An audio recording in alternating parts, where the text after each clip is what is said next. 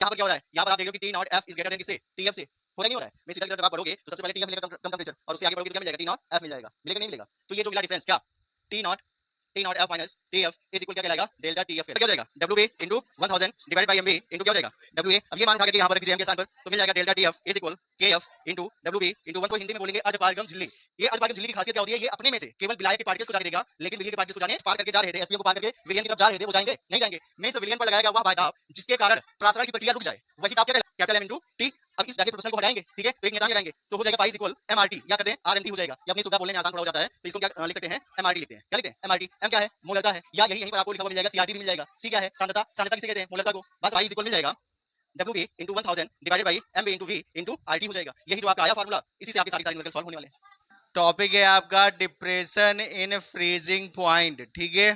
क्या है, depression in freezing point, या अगर हम बात करें हिंदी में इसी को क्या बोलेंगे, हिमांक में अवनमन, ठीक है। तो हिमांक में अवनमन पढ़ने के पहले हम क्या करते हैं, हिमांक पढ़ लेते हैं कि फ्रीजिंग पॉइंट क्या है। कोई बताएगा, हैं? कोई बताएगा फ्रीजिंग पॉइंट क्या है? देखिए, फ्रीजिंग पॉइंट का मतलब ये हो गया, जो आप पढ़ते आए होंगे, मीन्स वह ताप जिस पर कोई द्रव किसमें बदल जाता है, ठोस अवस्था में बदल जाता है, उसी को क्या कहते हैं, हिमांक कहते हैं। वही ताप क्या कहलाएगा, हिमांक। लेकिन यहाँ पर क्या होगा, अब डेफिनेशन आपके लिए चेंज हो जाएगी आपके लेवल के गार्डिंग। लेवल के गार्डिंग क्या होगा कि वह ताप जिस पर किसी द्रव का वाष्प दाब, क्या होगा, वह ताप जिस पर किसी द्रव का वाष्प दाब उस द्रव के ठोस अवस्था के वाष्प दाब के बराबर हो जाएगा। नहीं समझ में आया ना? देखिए, कंटेनर ले लेंगे। अब कंटेनर में क्या करेंगे, मान लीजिए हम यहाँ पर भर देते हैं, क्या, जल भर देते हैं, इसमें वाटर भर देते हैं। अब जब जल भर दिए तो ये किस अवस्था में होगा, ये होगा आपका किसमें, द्रव अवस्था में। और इसी जल को हम क्या करें, ठोस अवस्था में ले आए। और जब जल को हम ठोस अवस्था में करेंगे तो ये किसमें कन्वर्ट हो जाएगा, बर्फ में कन्वर्ट हो जाएगा। किस में कन्वर्ट होगा, बर्फ में। मीन्स इस बर्फ का जो वाष्प दाब होगा, मीन्स वेपर प्रेशर होगा वो, और इस जल का जो किसमें है, द्रव अवस्था में है, इसका वाष्प दाब क्या हो जाए, दोनों बराबर हो जाए, ठीक है।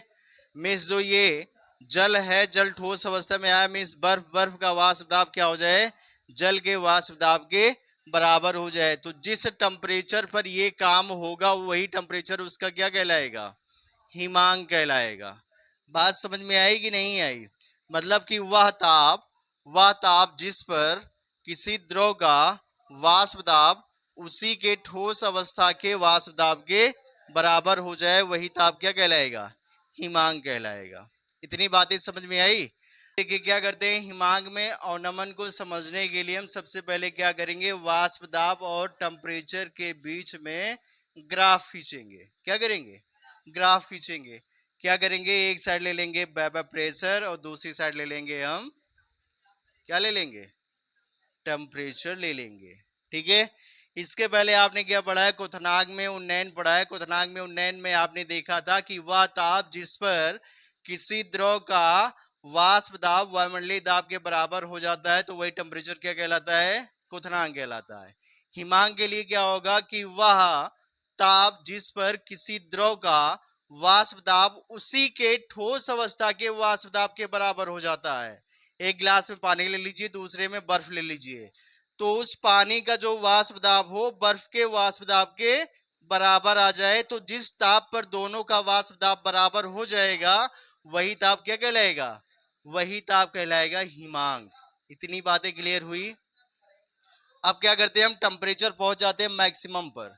मैक्सिमम यहाँ पहुंच गए और यहाँ पर हम स्टार्ट करेंगे, ग्राफ खींचेंगे, किसके लिए, विलायक के लिए। और विलायक के लिए जब हाई टेम्परेचर पे पहुंचेंगे तो उसके जब किसी भी द्रव को हाई टेम्परेचर दोगे तो वहां पर क्या होगा, उसके वेपर्स बहुत तेजी में बनेंगे। बनते कि नहीं बनते हैं? जैसे पानी उबाल लो, चाय उबाल लो, खूब तेज कर दो तो खूब तेजी से वो उबलने लगते हैं, ज्यादा मात्रा में वेपर्स निकलते हैं।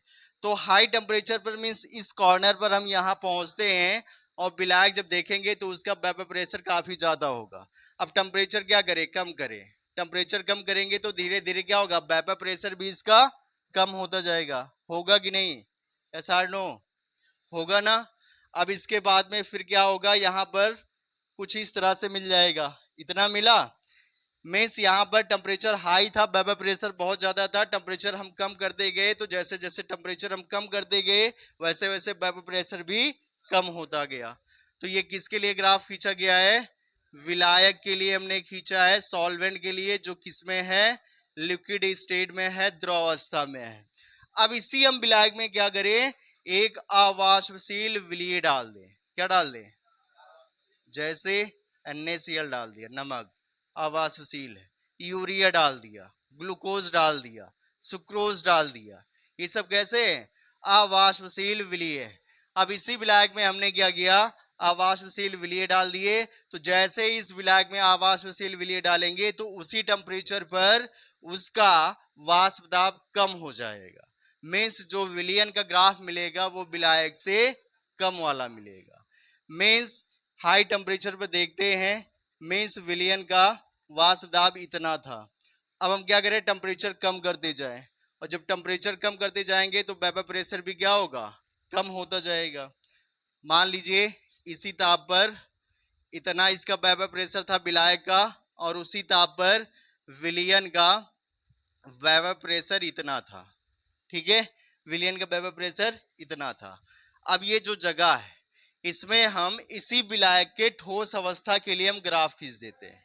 मीन्स क्या होगा, यहां से लेकर के यहां तक ये क्या है, जो विलायक है वो कैसा है, सॉलिड सॉल्वेंट है ये। ठीक है, क्या है, ठोस विलायक है। अब इतने ताप से लेकर के इतने ताप के बीच में इसका वेपर प्रेशर कुछ ना कुछ होगा। अब यहां पर हम क्या करें, फिर से विलायक पर आते हैं और विलायक का टेम्परेचर और डाउन करें। जब विलायक का टेम्परेचर और ज्यादा डाउन करेंगे तो मीन्स इस पॉइंट पर, इस टेम्परेचर पर आपको मिल जाएगा कि विलायक का वाष्प दाब उसी के ठोस अवस्था के वाष्प दाब के बराबर हो गया। तो ये जो टेम्परेचर मिला, चूंकि यहाँ पर क्या है, ये विलायक है, तो विलायक के लिए हो जाएगा T0F। F बता रहा है फ्रीजिंग पॉइंट को, हिमांक को, T टेम्परेचर को बता रहा है, नॉट बता रहा है कि उसकी प्योरिटी को, शुद्धता को। मीन्स विलायक का जो हिमांक होगा वो क्या हो जाएगा, T0F हो जाएगा।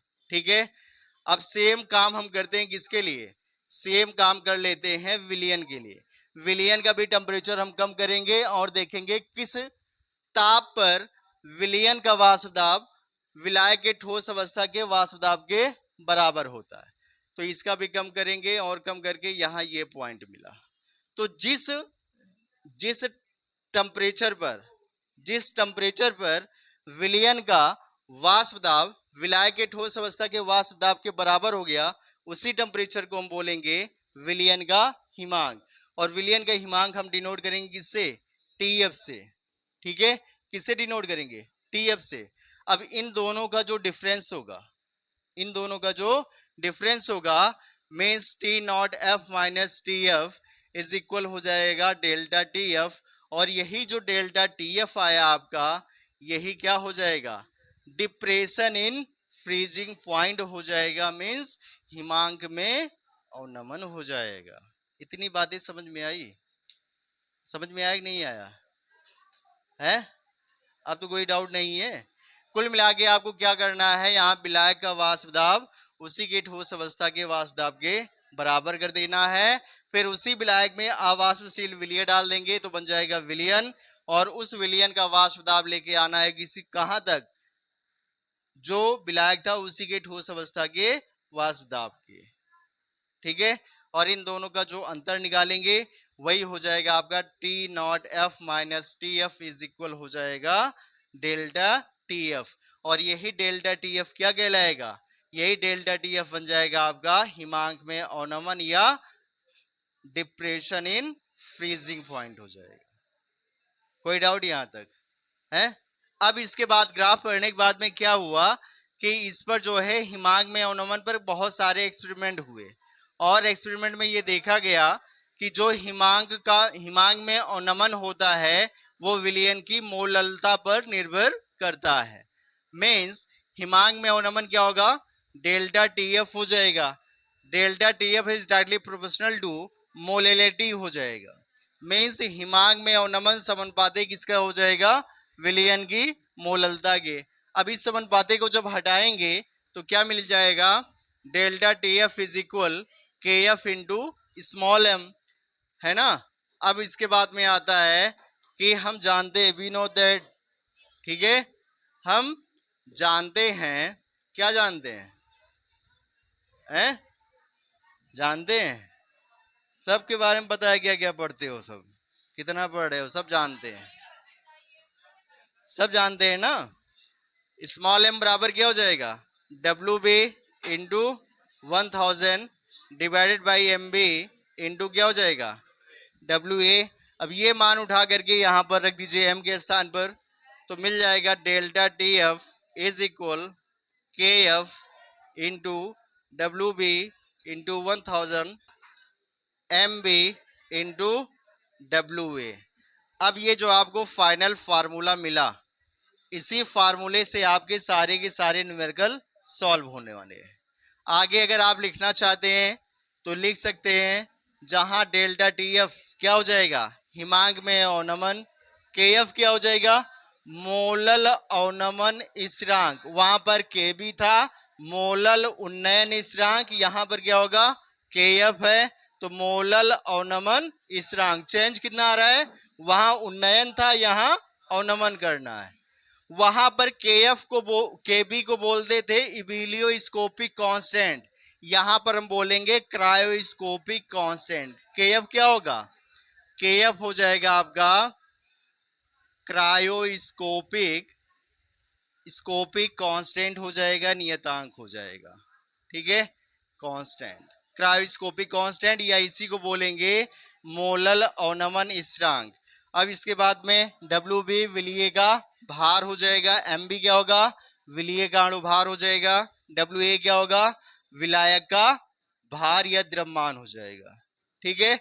अब पूछता क्या है कि केएफ को परिभाषित कीजिए, या इसी को डिफाइन करना है, इसी को डिफाइन करना है, ठीक है।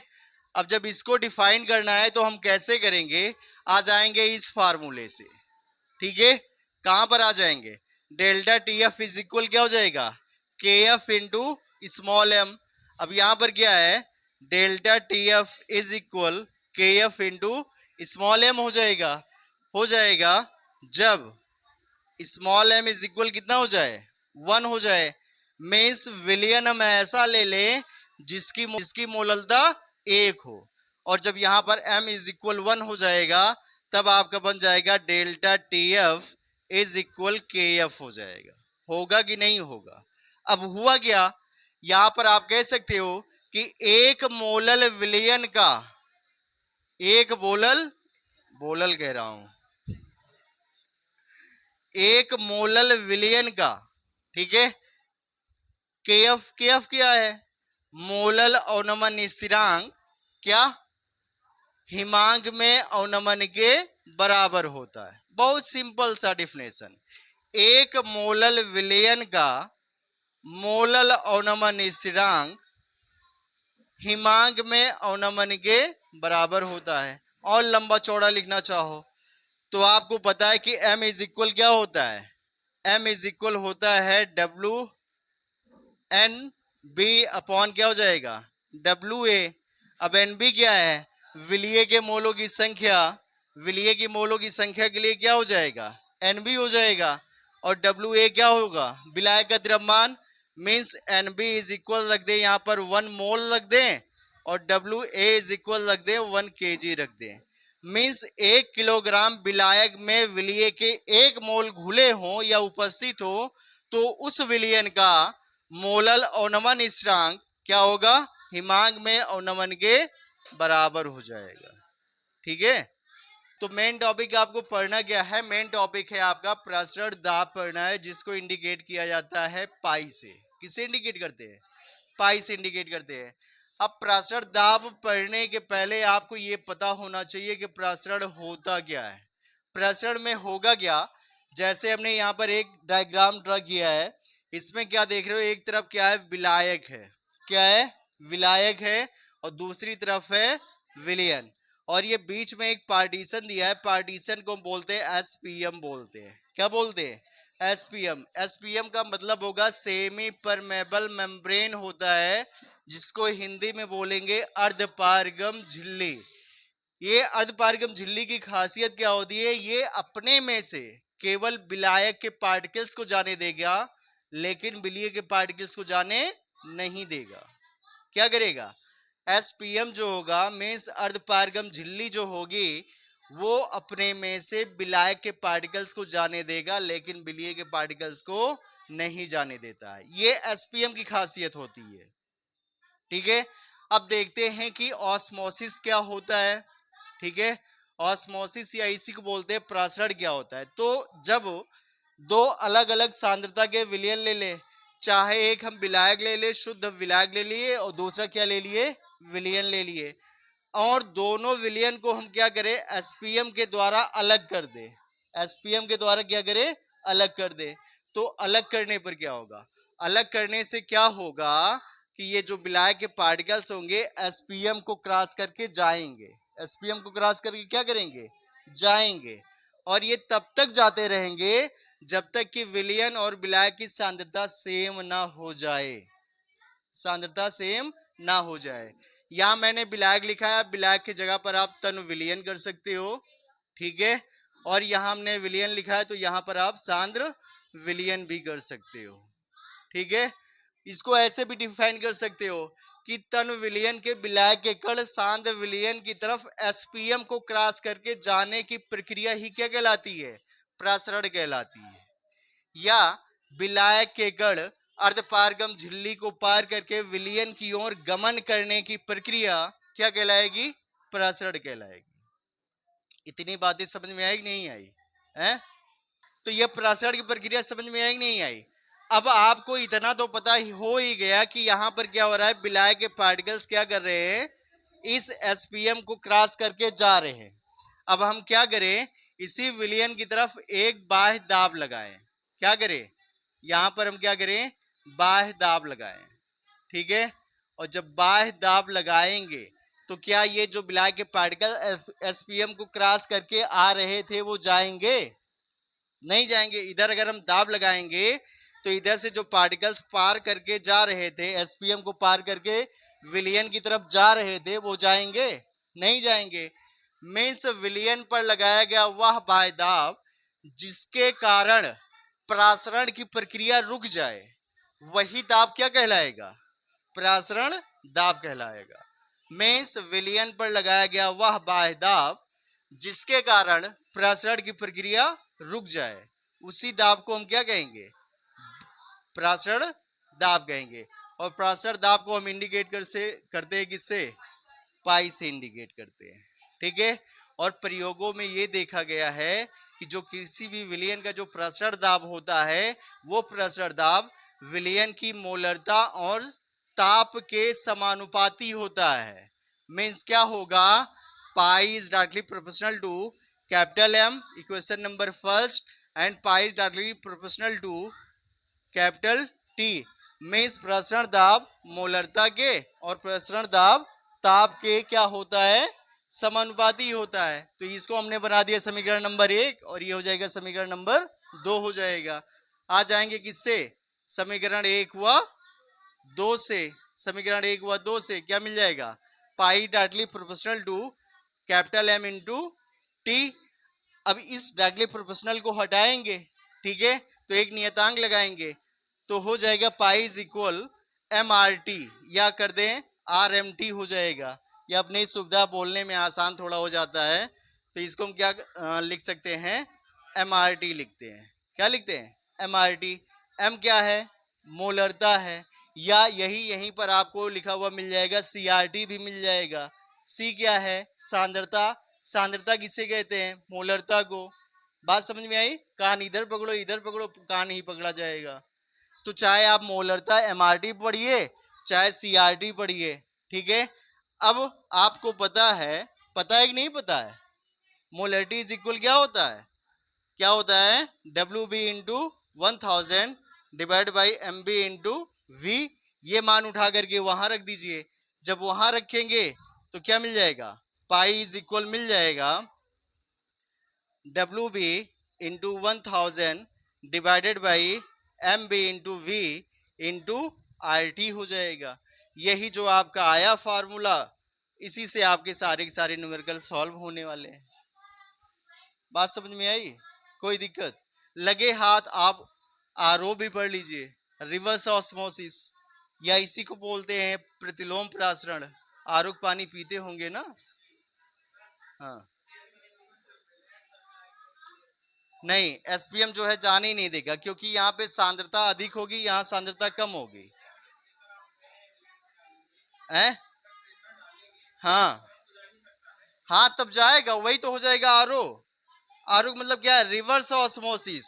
ऑस्मोसिस का उल्टा हो जाए, मतलब यहां पर आपने प्रेशर इतना लगाया कि जो ऑस्मोसिस की प्रोसेस हो रही थी वो रुक जाए। अब प्रेशर और ज्यादा लगा दो, मतलब कि प्रासरण की प्रक्रिया को रोकने के बाद भी आपने क्या किया, एक्स्ट्रा प्रेशर अप्लाई कर दिया। और जब एक्स्ट्रा प्रेशर यहां पर अप्लाई कर दोगे तो विलियन के जो विलाय के पार्टिकल्स होंगे वो एसपीएम को क्रॉस करके इधर जाने लगेंगे। और जब इधर जाने लगेंगे मींस ऑस्मोसिस या प्रसरण की प्रक्रिया उल्टी होने लगेगी। तो वही उल्टा होने की जो प्रक्रिया है वही कहलाता है प्रतिलोम प्रासरण या उत्क्रम प्रासरण, या उसी को बोलते हैं reverse osmosis. In short form में यूज करते हैं, आरओ यूज करते हैं। बात समझ में आई? समझ में आया कि नहीं आया? अब इसको आप लोग नोट कर लीजिएगा। आज का ये सोल्यूशन टॉपिक आपका खत्म है। अब इसके बाद में आपको केवल और केवल पढ़ना है न्यूमेरिकल पढ़ना है, ठीक है। एक छोटा सा टॉपिक है, क्या, वांट ऑफ फैक्टर, ठीक है। उसको कवर करने के बाद में सीधा न्यूमेरिकल पढ़ेंगे, और न्यूमेरिकल पढ़ने के बाद में चैप्टर खत्म। फिर आ जाएंगे सेकंड चैप्टर पर, इलेक्ट्रोकेमिस्ट्री पर, ठीक है।